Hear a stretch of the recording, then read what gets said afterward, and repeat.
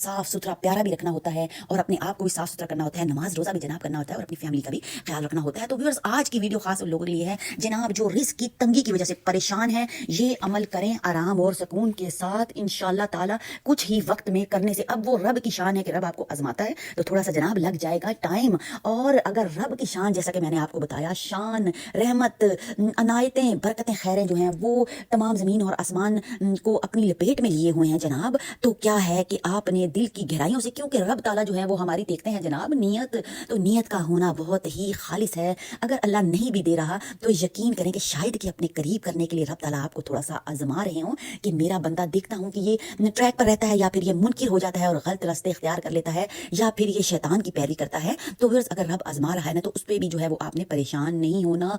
तो बस इस आयत मुबारका को थाम लीजिए और अपनी ज़िंदगी में फिर आप मोजज़ात देखें। तो व्यूअर्स, पारा नंबर 7 है और आयत नंबर 114 है। सूरत अल माइदा की ये आयत मुबारका है। रब्बना अंजिल अलैना माइदतम मिनस समाई।